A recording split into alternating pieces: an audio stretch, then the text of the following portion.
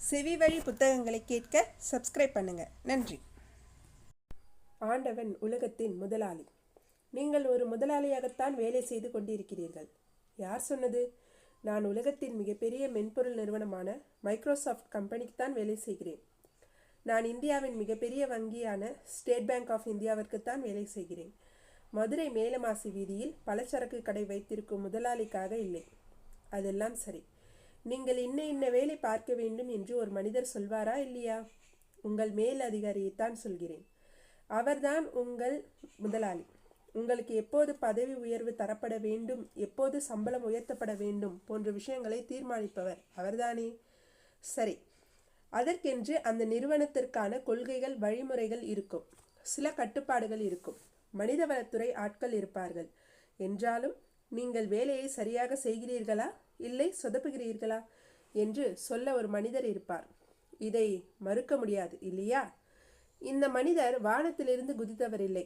உங்களைப் போலவே சதையும் இரத்தமும் உள்ள சாதாரண மனிதர். உங்களைப் போலவே பலவீனங்களும் முன்சாய்வுகளும் முன்தீர்வுகளும் கொண்ட சாதாரண மனிதர்தான் உங்கள் மேலதிகாரி.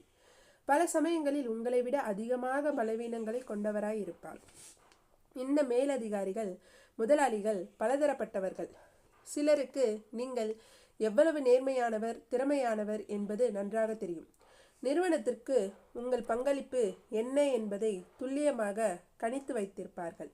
உங்களை தங்கத்தராசில் நிற்பது போல் நிறுத்து உங்கள் மதிப்பு எவ்வளவு என்று கணக்கிட்டு வைத்திருப்பார்கள். இந்த மாதிரி நல்ல மனிதர்கள் உங்கள் மேலதிகாரிகளாக கிடைத்தால் நீங்கள் அதிர்ஷ்டக்காரர்கள். இவர்களிடம் வேலை செய்து முன்னுக்கு வர வேண்டும் என்றால் கடினமான உழைப்பு, நேர்மையான அணுகுமுறை இவை மட்டுமே போதுமானது. கிடுகிடுவென்று நீங்கள் நிறுவனத்தில் வளர்ந்து விடுவீர்கள். ஆனால் இந்த மாதிரி மேலதிகாரிகள் 100க்கு 5 பேர் தான் இருப்பார்கள். இன்னொரு வகையான மேலதிகாரிகள் உங்கள் அறிவை போற்றுவார்கள். அவர்கள் உங்கள் கல்வி தகுதிகளை மதிப்பார்கள். அனுபவத்தால் நீங்கள் பெற்ற அறிவை வழிபடுவார்கள். எல்லாரும் உங்களிடம் வந்து சந்தேகம் கேட்கும்போது இவர்கள் பார்வையில் உங்கள் மதிப்பு கூடும். உங்கள் மேலதிகாரிகளுக்கு ஏதாவது சிக்கல் வந்தால் உங்களிடம் அறிவுரை கேட்க தயங்க மாட்டார்கள். காலாகாலத்திற்கு வேலை நடந்தால் இவர்களுக்கு போதும். நீங்கள் நேரத்துக்கு அலுவலகம் வந்தீர்களா, அடிக்கடி விடுப்பு எடுக்கிறீர்களா என்பதை பற்றியெல்லாம் கவலைப்பட மாட்டார்கள். வேலை நேரத்தில் ஆனந்த விகடன் படித்து கொண்டிருந்தாலும் அதை பெரிதாக நினைத்த மாட்டார்கள். அந்த ஆள் இருக்கானே, அதோ கால் மேலே கால் போட்டுக்கிட்டு ஆனந்த விகடன் படிச்சுக்கிட்டு இருக்கானே, அவன் விலேசப்பட்ட ஆள் இல்லை. ஏதை பற்றி சந்தேகம் கேட்டாலும் பட்டுன்னு சொல்லுவான். பேங்க்கில் 72 போட்ட சர்க்குலர் எல்லாம் மனப்பாடமாக தெரியும். எங்கள் மேனேஜிங் டைரக்டரே அவங்கிட்ட சந்தேகம் கேட்குறாருன்னா பார்த்துக்கோ, அந்த ஆள் எப்படிப்பட்ட தில்லாலங்கடின்னு என்று உங்களை பற்றி மற்ற அதிகாரிகளிடம் பெருமையாக பேசி கொண்டிருப்பார்கள். இவர்களிடம் அறிவுக்கு மட்டுமே மரியாதை. இந்த வகையில் இருக்கும் மேலதிகாரிகள் ஒரு 10% இருப்பார்கள். மீதமுள்ள 85% மேலதிகாரிகளிடம் உங்கள் கடினமான உழைப்பு, மேலான அனுபவ அறிவு இந்த இரண்டுமே செல்லுபடியாகாது. இந்த மேலதிகாரிகளுக்கு திறமையான ஊழியர்கள் தேவையில்லை. தங்களை சதா பாராட்டி கொண்டிருக்கும் தொண்டர்கள் தான் வேண்டும். நன்றாக காக்கா பிடிக்க தெரிந்தால் மட்டுமே இவர்களிடம் காலம் தள்ள முடியும். உதாரணத்துக்கு இந்த வகையை சேர்ந்த ஒரு மேலதிகாரி 10 வருடங்களுக்கு முன்னால் ஃபேஷனாக இருந்த ஒரு வகை சட்டையை அணிந்து கொண்டு அலுவலகத்துக்கு வருவார். கீழே அணிந்து கொண்டிருக்கும் பேண்ட் எந்த காலத்திலும் ஃபேஷனாக வர முடியாது என்று சொல்லும்படி இருக்கும். இந்த உடையில் இவர் லிஃப்டில் வரும்போது கடைநிலை ஊழியர்கள் கூட வாயை பொத்தி கொண்டு சிரிப்பார்கள். என்றாலும் நீங்கள் இந்த கோலத்தில் இந்த அதிகாரியை கண்டால் என்ன சொல்ல வேண்டும் தெரியுமா? ஐயோ சார், பார்க்க காலேஜ் ஸ்டூடெண்ட் மாதிரியே இருக்கீங்க, என் கண்ணை என்னாலேயே நம்ப முடியல. அப்படி சொல்லும்போது நிஜமாகவே கல்லூரியில் படிக்கும் மாணவன் பக்கத்தில் இல்லாமல் பார்த்து கொள்ளுங்கள். அவன் உங்கள் மேலதிகாரியை பார்த்து நீங்கள் சொன்னதையும் கேட்டான் என்றால் ஒரு கொலையோ 2 கொலையோ விழ வாய்ப்பு இருக்கிறது. இந்த காலத்தில் நேர்மைக்கும் திறமைக்கும் எங்கே மதிப்பு இருக்கு? காக்கா பிடிச்சாதான் முன்னுக்கு வர முடியும்னு ஆயிடுச்சு. உலகம் ரொம்ப கெட்டுப்போச்சு சார் என்று குறைப்பட்டு கொள்கிறவர்களுக்கு ஒரே ஒரு அறிவுரைத்தான் சொல்ல விரும்புகிறேன். தயவு செய்து இந்த பகுதியை இன்னொரு முறை முதலில் இருந்து படியுங்கள். இந்த முறை இன்னும் கொஞ்சம் மெதுவாக கருத்துக்கள் எல்லாம் மனதில் பதியும் வண்ணம் படியுங்கள். நீங்கள் இன்ஃபோசிஸ் கம்பெனியில் வேலை பார்த்தாலும் சரி, இந்தியன் வங்கியில் வேலை பார்த்தாலும் சரி, உங்கள் மேலதிகாரிக்கு என்ன தேவையோ அதை செய்தால்தான் முன்னுக்கு வர முடியும். முகஸ்துதியை விரும்பும் ஒருவரிடம் உங்கள் அறிவை காட்டியோ உழைப்பை காட்டியோ திருப்திப்படுத்த முடியாது. காக்கா பிடிப்பது மிக லேசான காரியம் என்று பலரும் நினைத்து கொண்டிருக்கிறார்கள். ஒரு வாரம் செய்து பாருங்கள். அப்போதுதான் தெரியும் காக்கா பிடிப்பது என்பது கடின உழைப்பை விட கடினமானது என்று. உங்கள் மேலதிகாரிகளை உங்கள் பேச்சால் குளிர வைத்து விட்டீர்கள் என்றால் நீங்கள் கஷ்டப்பட்டு ஏணிப்படிகளில் ஏறி முன்னுக்கு வர வேண்டாம். உங்கள் மேலதிகாரியை உங்களை தன்னுடன் லிஃப்டில் அழைத்து கொண்டு போய்விடுவார். மேலே அப்படி ஒன்று வித்தியாசமாக இருக்காது. அங்கும் இவரை போல் ஒருவர் இருப்பார். நீங்கள் முதலில் இருந்து ஆரம்பிக்க வேண்டும். ஐயோ சார், பார்க்க காலேஜ் ஸ்டூடெண்ட் மாதிரியே இருக்கீங்க. என் கண்ணை என்னாலே நம்ப முடியல.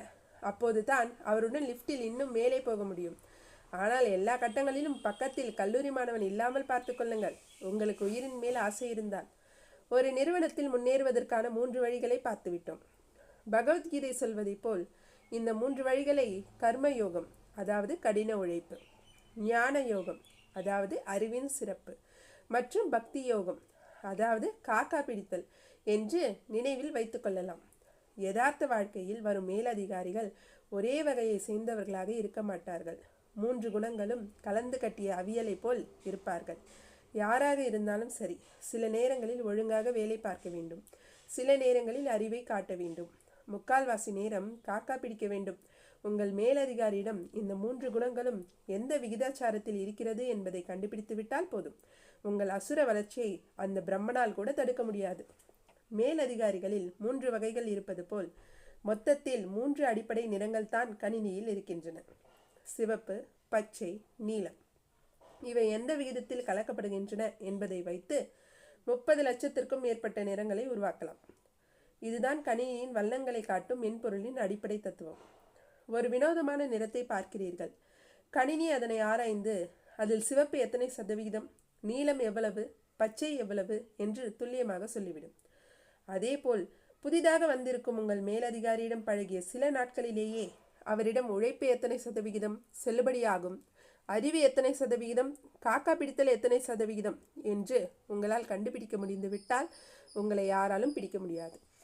இப்பொழுது இந்த நடைமுறை தத்துவத்தை ஆன்மீக உலகிற்குள் எடுத்துச் சொல்வோம்.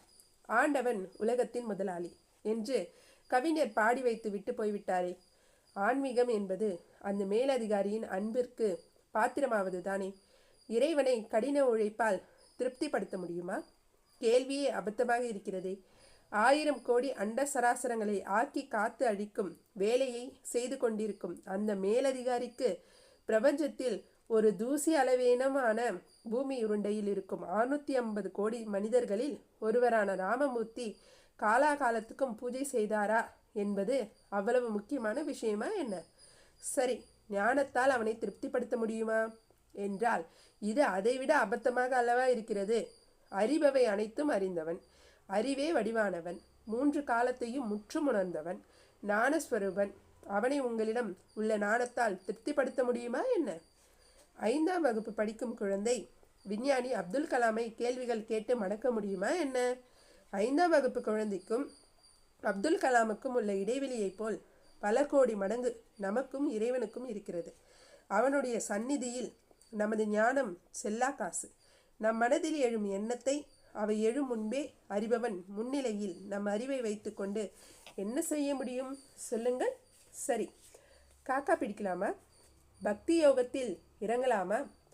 அவனுடைய சக்தியை, கருணையை, ஞானத்தை, எங்கும் நிறைந்திருக்கும் தன்மையை பற்றி புகழ் பாடிக்கொண்டே இருங்கள். சொல்லப்போனால் பெரிய பெரிய ஞானிகளும் பக்திமான்களும் அதை பல நூற்றாண்டுகளாக செய்து வந்திருக்கிறார்கள்.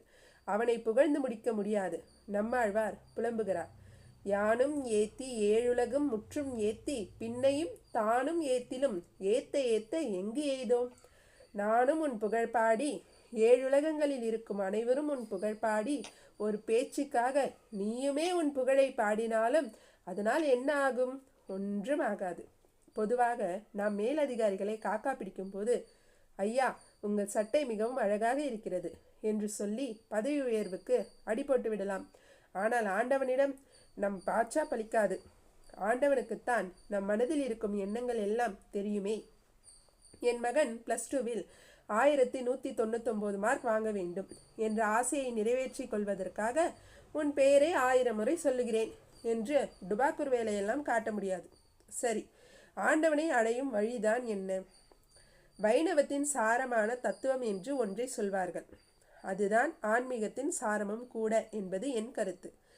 இயேசுபிரானும் முகமது நபியும் அதே தத்துவத்தை வெவ்வேறு மொழிகளில் வெவ்வேறு வார்த்தைகளில் சொல்லியிருக்கிறார்கள். வைணவத்தின் சாரம் என்ன? அது 2 முக்கியமான அசைக்க முடியாத விதிவிலக்கில்லாத விதிகளில் அடங்கியிருக்கிறது. இந்த விதிகள் நியூட்டனின் புவியீர்ப்பு விதிகளை விட வலுவானவை.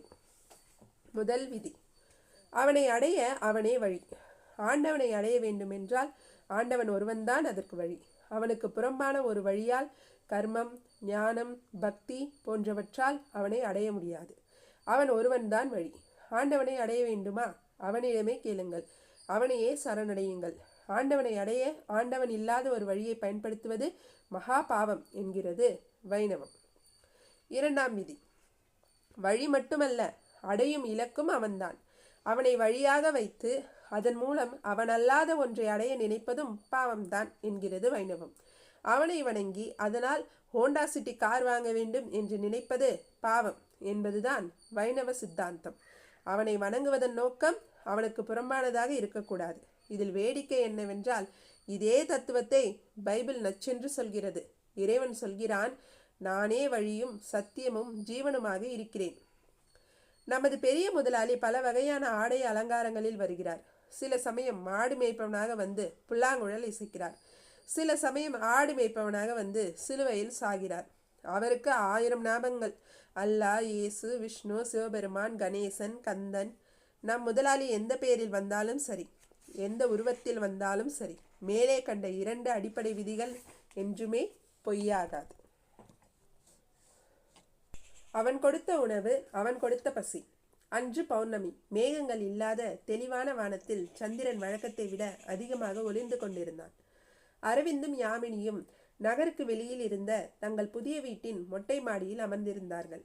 குழந்தைகள் ஜானகியும் மகாலட்சுமியும் கீழே தாத்தா பாட்டியுடன் தூங்கிக் கொண்டிருந்தார்கள். அரவிந்தின் கண்கள் மேலே இருந்த வட்ட நிலாவுக்கும் அந்த நிலவிற்கே சவால் விடும் மனைவியின் அழகு முகத்துக்கும் மாறி மாறி தாவிக் கொண்டிருந்தன. எதிரில் இருக்கும் இந்த அழகான இளைஞன் தனக்கு செய்ததையெல்லாம் 1,00,000 தடவையாக நினைத்து பார்த்தாள் யாமினி. யாமினியின் தாய் தந்தையை தன் பெற்றோராக பாவித்து அவர்களையும் தங்களுடன் இருக்க வைத்த அந்த அன்பின் மேன்மை இன்னும் அவளுக்கு புரியப்படவில்லை. அது எப்படி ஒரு மனிதனின் அன்பு இத்தனை பேர் வாழ்க்கையில் இத்தனை மகிழ்ச்சியை உண்டாக்க முடியும் என்ற கணக்கு அந்த இளம் பொறியாளினிக்கு புரியவில்லை.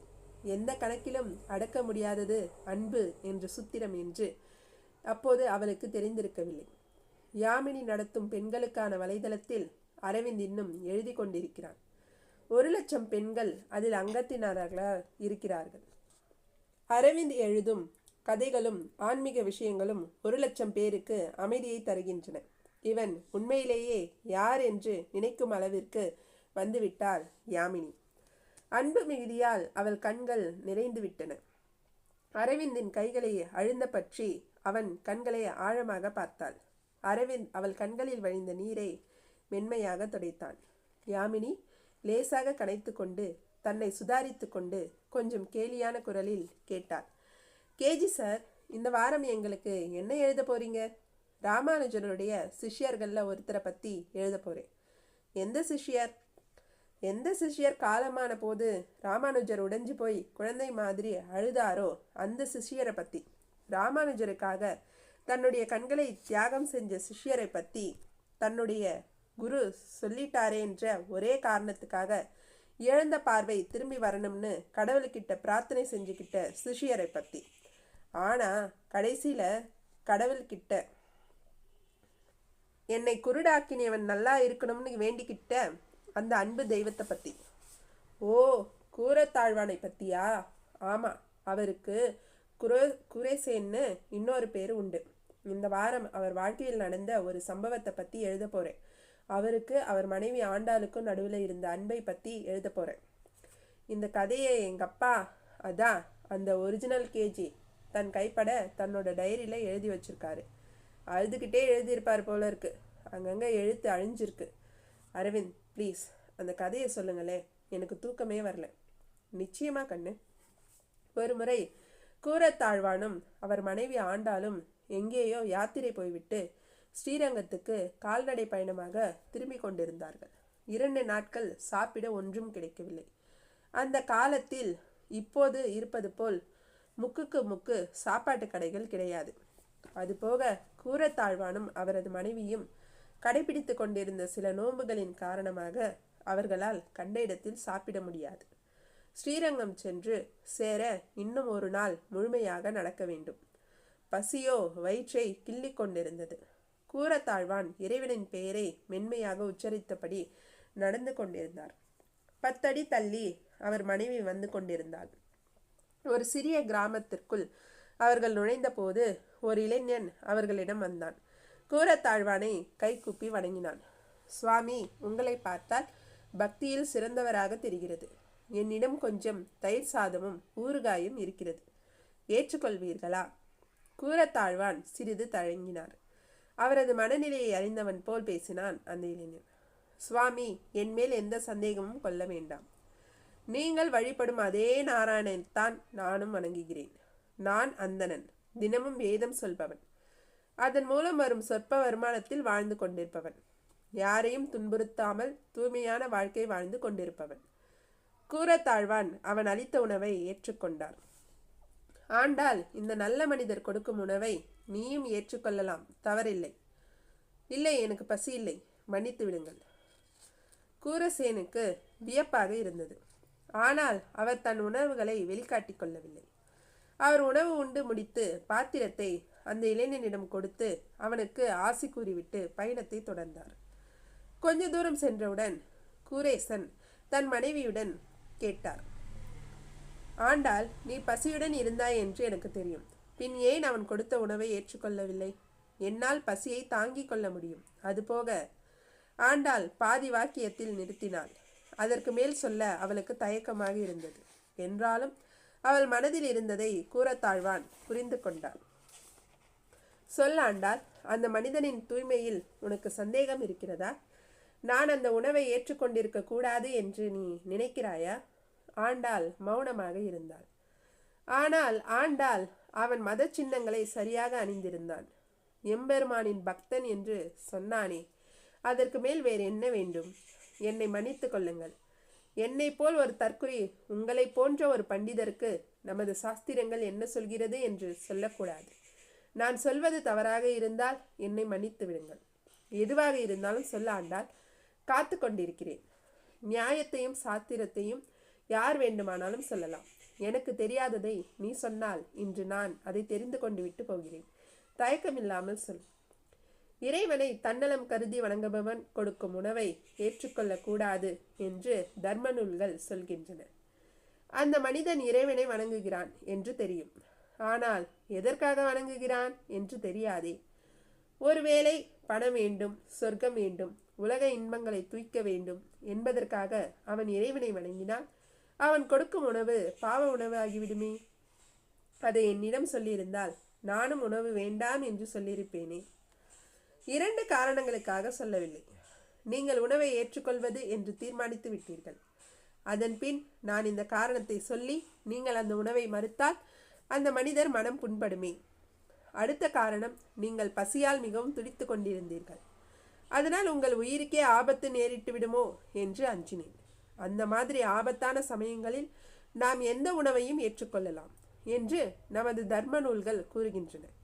நமது ஆசாரியரான ராமானுஜரே இந்த கருத்தை தனது ஸ்ரீபாஷ்யத்தில் சொல்லியிருக்கிறார். ஆனால் ஆண்டாள், நீயும் அதே அளவு பசியுடன் தானே நடந்து கொண்டிருக்கிறாய். எனக்கு இருக்கும் ஆபத்து உனக்கும் இருக்கிறதே. எந்த காலத்திலும் துன்பங்களை தாங்கும் சக்தி பெண்களுக்கு அதிகம். குறிப்பாக பசியை பொறுத்து கொள்வதில் பெண்களின் வல்லமை ஆண்களின் உடையதை விட பல மடங்கு அதிகம். என்னை பற்றி கவலைப்படாதீர்கள். எனக்கு எந்தவித ஆபத்தும் இல்லை. கூரேசன் நடப்பதை நிறுத்திவிட்டு பலமாக கைத்தட்டினார். என்ன கட்டுப்பாடு, என்ன மதிநுட்பம், என்ன சாஸ்திர நாணம்! ஆண்டாள், ஒரு நாள் இல்லாவிட்டால் ஒரு நாள் இந்த கட்டுப்பாட்டை எனக்கு நீ சொல்லிக் கொடுக்க வேண்டும். உன்னை மனைவியாக அடைந்தது நான் செய்த பாக்கியம். போதும், என்னை கேலி செய்யாதீர்கள். அரவிந்த் இந்த இடத்தில் கதையை நிறுத்திவிட்டு தன் மனைவியின் அழகு முகத்தை உன்னிப்பாக பார்த்தான். யாமினியின் முகத்தில் குழப்பரேகைகள். யாமினி, கதை நல்லா இல்லையா? நல்லா தான் இருக்கு. இருந்தாலும் நீங்கள் வழக்கமாக சொல்ற கதைகளில் இருக்கிற அந்த உருக்கம், அந்த கணம் இதில் இல்லை. அரவிந்தின் புன்னகையில் அன்பு பெருக்கெடுத்து ஓடியது. கண்ணம்மா, நான் இன்னும் கதையை முடிக்கலையே. கதையினுடைய சுவாரஸ்யமான பகுதி இனிமேதான் வருது. சாரி, சொல்லுங்க ப்ளீஸ். சில மாதங்கள் கழிந்தன. கூரத்தாழ்வானும் அவர் மனைவி ஆண்டாளும் ஸ்ரீரங்கத்தில் தங்களது சிறிய வீட்டில் அமைதியாக காலத்தை கழித்து கொண்டிருந்தார்கள். ராமானுஜர் தீர்த்த யாத்திரை சென்றிருந்தார். அதிகாலை எழுந்து குளித்துவிட்டு சமையலறைக்குள் நுழைந்த ஆண்டாளுக்கு அதிர்ச்சி காத்திருந்தது. சமைப்பதற்கு ஒரு குந்துமணி அரிசி கூட இல்லை. அது பஞ்ச காலமாக இருந்திருக்க வேண்டும். எந்த நேரத்திலும் இறைவன் வழிபாடு, கோயில் என்று இருந்த கூரத்தாழ்வானிடம் தானியங்களை சேமித்து வைக்கும் அளவுக்கு சக்தி இல்லை. என்ன செய்வது என்று தெரியாத ஆண்டாள் திகைத்து அமர்ந்து விட்டாள். கூரத்தாழ்வான் வழக்கம் போல் அதிகாலையில் எழுந்திருந்து குளித்துவிட்டு பூஜை புனஸ்காரங்களை முடித்துவிட்டு பூஜை அறையிலிருந்து வெளியே வந்தார். அது அவரது சாப்பாட்டு நேரம். காலை ஒருவேளை மட்டும்தான் கூரேசன் முழு சாப்பாடு சாப்பிடுவார். உணவுக்கு பின் வேத சாஸ்திரங்களை கற்றல், ஆழ்வார் பாசுரங்களை பாடுதல், தன் குருவான ராமானுஜனுக்கு உதவி செய்தல் என்று பொழுதை போக்கிவிட்டு இரவு மீதமான உணவை உண்டுவிட்டு படுக்கச் செல்வது அவருக்கு வழக்கம். காலை உணவு உண்ண அமர்ந்தார் கூரேசன். ஆண்டாள், எனக்கு உணவு எடுத்து வைக்கிறாயா? இன்று ஏனோ தெரியவில்லை, பசி அதீதமாக இருக்கிறது. கொஞ்சம் சீக்கிரமாக உணவை எடுத்து வையேன். ஆண்டாளிடமிருந்து ஒரு விம்மல் வெடித்தது. பயணம் செய்யும் போது சில நாட்கள் உணவில்லாமல் இருந்தால் பொறுத்து கொள்ளலாம். ஆனால் சொந்த வீட்டில் இருக்கும்போது வழக்கமாக சாப்பிடும் அந்த எளிய உணவு கூட இல்லை என்றால் அதைவிட கொடிய நரகம் எதுவும் இல்லை. ஆண்டாள் தன் பசியை பற்றி அவ்வளவாக கவலைப்படவில்லை. அவள் ஒரு பெண். மிகவும் கஷ்டமான சூழ்நிலையில் வளர்ந்தவள். அவள் பொறுத்து கொள்வாள். ஆனால் தன் ஆசை கணவன், எப்போதும் இறைப்பணியிலேயே காலத்தை கழிக்கும் தன் அன்பு கணவன் பட்டினி கிடப்பதே அவளால் தாங்கிக் கொள்ள முடியவில்லை. என்ன ஆயிற்று ஆண்டாள்? ஏன் அழுகிறாய்? விம்மல்களுக்கிடையில் வீட்டில் அரிசி பருப்பு காய் எதுவும் இல்லாத அவல நிலையை தெரிவித்தாள் கூரேசனின் தர்மபத்தினி. எனக்கு நிலைமை புரிகிறது ஆண்டாள். ஆனால் அதற்காக நீ ஏன் அழ வேண்டும் என்றுதான் புரியவில்லை. கூரேசன் ஞானி. இந்த உலகத்தில் நடப்பவை யாவுமே அவன் உத்தரவுபடிதான் நடக்கிறது என்ற கோட்பாட்டில் அசைக்க முடியாத நம்பிக்கையுடையவர். இறைவனின் அருள் இல்லாமல் ஒரு சிற்றெரும்பு தன் போக்கில் அரைக்கால் அங்குல தூரம் கூட தள்ளி போக முடியாது என்பதை உணர்வுபூர்வமாக அறிந்தவர் அவர். ஏன் அழ வேண்டும்? அவனுக்கு தெரியாதா என்ன? எதற்காக குறைப்பட்டு கொள்ள வேண்டும்? இந்த எண்ணங்கள் மனதில் வந்து குவிந்தவுடன் அவருக்கு இறைவன் மேல் இருந்த பக்தி பன்மடங்காக பெருகியது. வீட்டின் நடுவில் அமர்ந்து இறைவனின் திருவெட்டெழுத்தை சொல்லத் தொடங்கினார். பெயர்களையும் வடிவங்களையும் கடந்து அதற்கும் அப்பால் இருக்கும் ஆண்டவனின் சக்தி வாய்ந்த பெயரை காதலுடன் சொல்லத் தொடங்கினார். இறைவனுடைய பெயரை அவர் நாவு சொல்லும் அதே சமயத்தில் அவர் கண்கள் கண்ணீரை சிந்திக் கொண்டிருந்தன. அவரது பக்தி நிலையை கண்டு சிலிர்த்து போன ஆண்டாள் அவள் அருகில் அமர்ந்து அவரையே பார்த்து கொண்டிருந்தாள். அன்று அவர்களை குலைப்பட்டினியாக இருக்கவிட்ட ஆண்டவனின் பெயரை அன்புடன் சொல்லிக் கொண்டிருக்கும் கணவனை ஆச்சரியத்துடன் பார்த்தாள் அவள். அவள் கண்களிலும் கண்ணீர். ஆனால் அதற்கு வேறு காரணம் இருந்தது. இறைவனை, உன்னால் எப்படி நெஞ்சில் ஈரமில்லாமல் இருக்க முடிகிறது? ஆண்டாள் வாய் திறந்தும் எதுவும் சொல்லவில்லை, எதுவும் செய்யவில்லை. பசியால் துடித்து கொண்டிருக்கும் தன் கணவன் கண்ணீர் மல்க கடவுள் பெயரை சொல்லவன் வெறித்து பார்த்தபடி அமர்ந்திருந்தான். மதியமானது.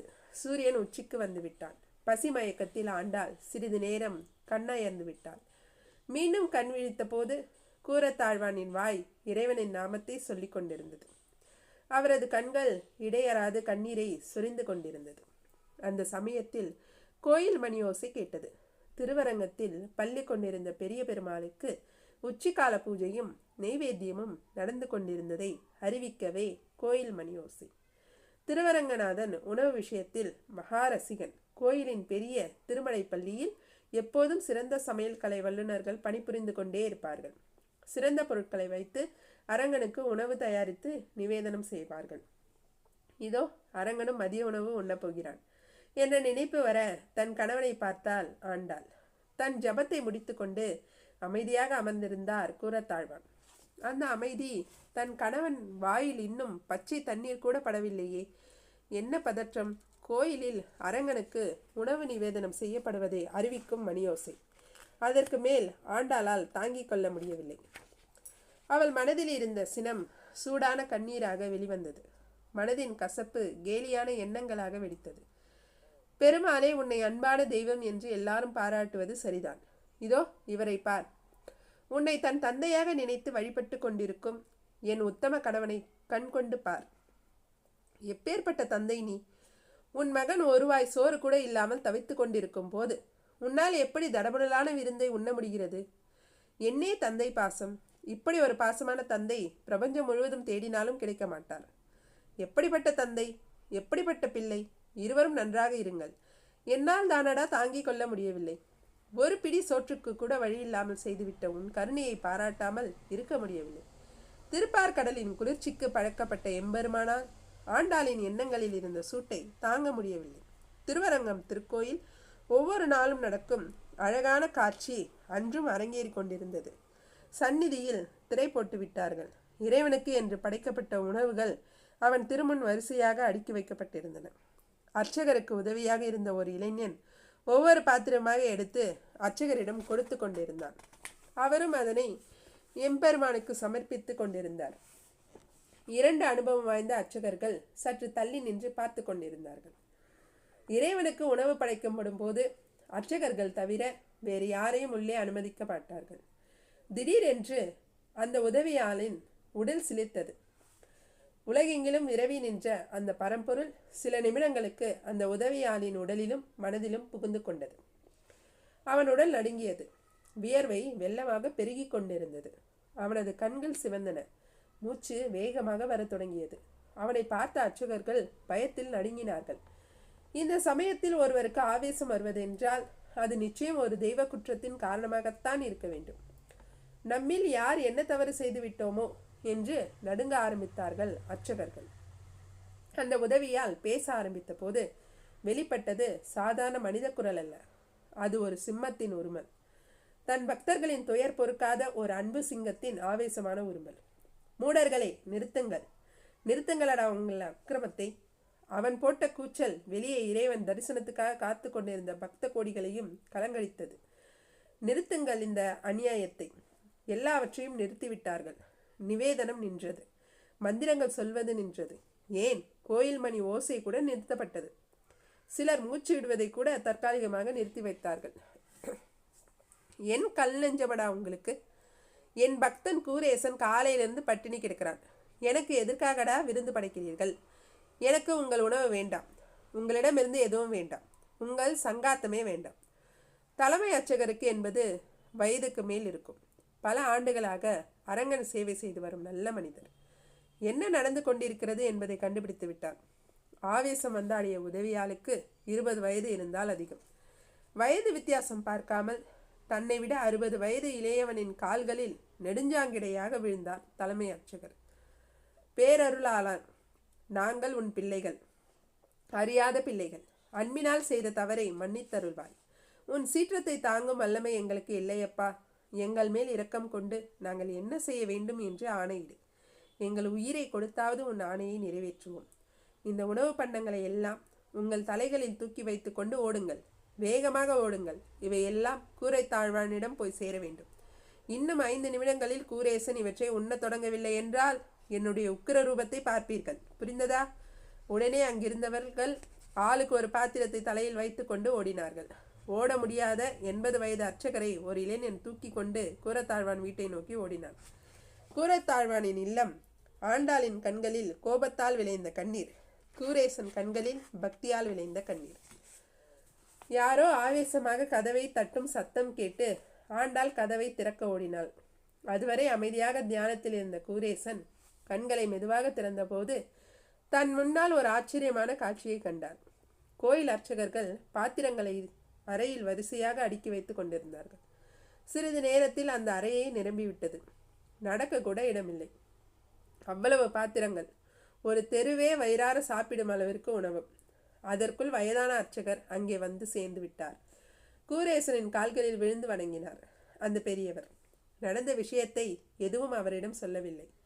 கூரேசா, இந்த உணவை உடனே சாப்பிடப்பா. உன் வயிறு குளிர்ந்தவுடன் எங்களை எல்லாம் வாழ்த்தப்பா. ஒரு படை போல் திரண்டு வந்திருந்த ஆட்களை பார்த்தார் பெரியவர். வாருங்கள் போகலாம். அவர்கள் போய்விட்டார்கள். நன்றி பெருக்கில் ஆண்டாளுக்கு பேச்சே வரவில்லை. இன்னும் அதிகமாக கண்ணீர் தான் வந்தது. தன் கணவன் முன் ஒரு பெரிய வாழை இலையை விரித்தாள். இறைவனுக்கு நிவேதனமாக வேண்டிய உணவு வகைகளை அந்த இலையில் வைத்தாள். கூரத்தாழ்வான் ரசித்து சாப்பிட்டார். அந்த உணவில் ஒரு தெய்வீக ருசி இருந்தது என்று சொல்லவா வேண்டும்? இறைவனே கொடுத்த உணவு அல்லவா அது? பின் ஆண்டாலும் உண்டாள். நிறைய மிச்சம் இருந்தது. அந்த தெருவில் இருந்தவர்களுக்கெல்லாம் அந்த உணவை பகிர்ந்து கொடுத்தாள் ஆண்டாள். உணவை கொடுத்துவிட்டு வீட்டுக்கு திரும்பிய போது ஒரு குறும்பு புன்னகையுடன் கூரத்தாழ்வான் திண்ணையில் அமர்ந்திருந்ததை பார்த்தாள். தயங்கி நின்றாள். இங்கே வந்து உட்கார ஆண்டாள் செய்தாள். இன்று நமது வீட்டில் கிரைய தலிகை போல் இருக்கிறதே, கிண்டலாக கேட்டார் கூரேசன். கிரைய தலிகை என்றால் விலைக்கு வாங்கப்பட்ட உணவு. அந்தணன் விலைக்கு வாங்கப்பட்ட உணவை உண்ணக்கூடாது என்று தர்ம நூல்கள் கூறுகின்றன. என்ன உலகுகள்?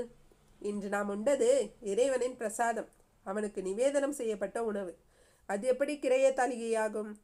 ஆனால் ஆண்டாள், யாரோ இறைவனிடம் உணவு கேட்டார்கள் போல் தோன்றுகிறதே.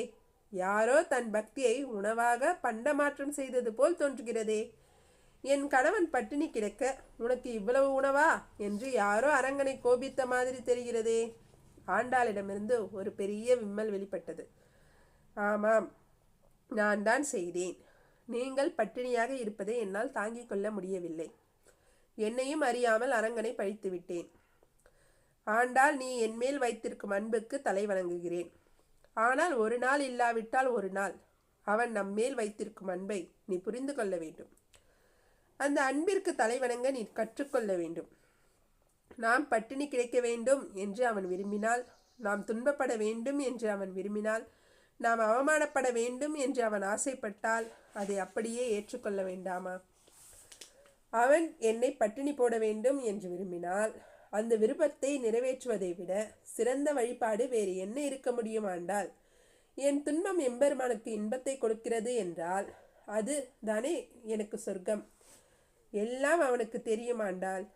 அன்று ஒரு நாள் நாம் பசியுடன் நடந்து வந்து கொண்டிருந்த போது அந்தணன் வடிவில் வந்து சோறு கொடுத்தது யார் என்று நினைக்கிறாய்? சாட்சாத் அந்த அரங்கன் தான். அப்படி பார்த்து பார்த்து செய்பவன் இன்று கைவிட்டு விடுவான் என்று நீ எப்படி நினைக்கலாம்? நமக்கு பசியை தருவான், வலியை தருவான், துன்பத்தை தருவான். ஆனால் ஒரு நாளும் கைவிட மாட்டான் ஆண்டாள். ஒன்று மட்டும் என்னால் நிச்சயமாக சொல்ல முடியும் ஆண்டாள். ஒருவேளை அவன் நம்மை கைவிட்டால் கூட அவன் விருப்பப்படி நரக தீயில் வெந்து போவதுதான் நமது அன்பின் வெளிப்பாடாக இருக்க வேண்டும். அவனை எதிர்க்கக்கூடாது, அவனிடம் நியாயம் கேட்கக்கூடாது, அவனை கேலி செய்யக்கூடாது. அவன் நம்மை ஆள்பவன், நாம் அவன் அடிமைகள். அவன் நம்மை கைவிட்டால் நமக்கு வேறு பற்றுக்கோடு எதுவும் இல்லை. அவன் அல்லால் சரணில்லை. நமக்கு அவன் மேல் கொஞ்சமாவது அன்பு இருந்ததென்றால் அவன் கொடுக்கும் துன்பங்களை தாங்கிக் கொண்டு அவன் புகழை பாடிக்கொண்டிருக்க வேண்டும். அதுதான் பக்தியின் ஆரம்ப நிலை. ஆண்டாள் நிலை குலைந்து போனாள்.